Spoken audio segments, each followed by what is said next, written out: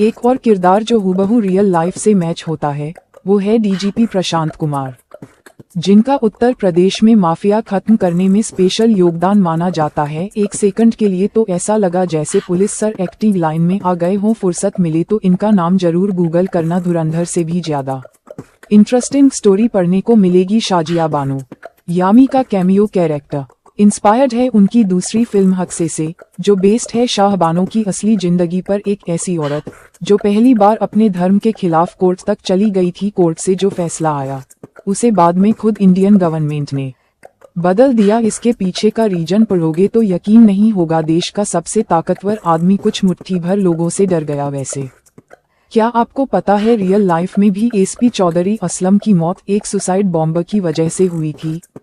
Car blast में killer और असलम दोनों मारे गए। चौंकाने वाली बात जानते हो? मौत के बाद उनकी पत्नी ने बताया कि चौधरी असलम संजय दत्त के बहुत बड़े फैन थे। शूटआउट एट लोखंडवाला उनकी फेवरेट फिल्म थी, इसीलिए अगर ध्यान दिया हो तो एसपी असलम के फ्यूनरल सीन में तंबा सॉन्ग डाला गया जिसमें संजय दत्त ने डांस किया है। हाँ, ये पीक डिटेलिंग है, लेकिन उससे भी ज्यादा इंटरेस्टिंग है चौधरी असलम के जूनियर उमार का कैरेक्टर, जो पाकिस्तान के एक ऑफिसर पर बेस्ड है जो एंटी टेररिज्म डिपार्टमेंट को लीड करता है। उमार ने रियल लाइफ में इस पर एक बुक भी लिखी है जिसमें उसने खुद कहा है कि उसने इंडिया के रॉ के जरिए लियारी गैंग वॉर को प्लान किया था। सोचो, एक पाकिस्तान ऑफिसर खुद ये बात ऑन रिकॉर्ड बोल रहा है। ऊपर से फिल्म की कास्टिंग देखो, ऐसा लगता है जैसे आदित्य धर खुद पाकिस्तान जाकर सबको अपनी आंखों से देखकर आए हों। चलो, किस किस ने बड़े साहब उर्फ दाऊद इब्राहिम के घर का नंबर नोटिस किया?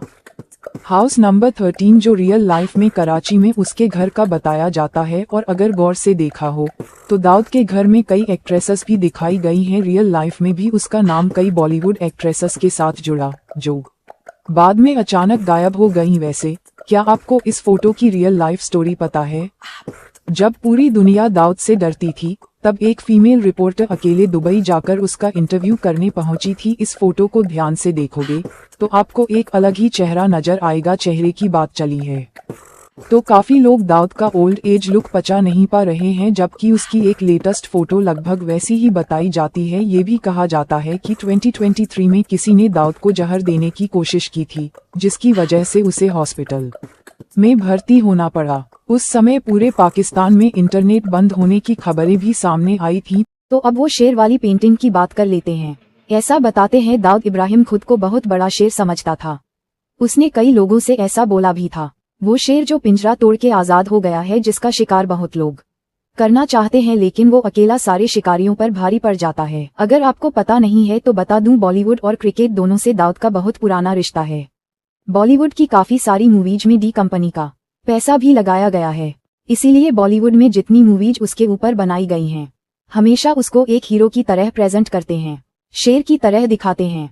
लेकिन जब रणबीर सिंह का कैरेक्टर बड़े साहब से मिलने जाता है तो इस पेंटिंग को देखने के बाद अजीब तरीके से मुस्कुराता है। पता है क्यों? क्योंकि अब से दाऊद शेर बनके अपनी कहानी कभी नहीं सुना पाएगा। उसको हीरो दिखाने वाला सिनेमा हमेशा के लिए बंद हो जाएगा। थोड़ी चिंता और फिक्र की बात तो है। जिस इमेज को बनाने में 30 साल लग गए, उसे आदित्य धर ने 3 to 4 घंटों में तोड़ दिया। ये पंगा रियल लाइफ में लंबा जा सकता है। वैसे हमजा शब्द का मतलब भी लान होता है।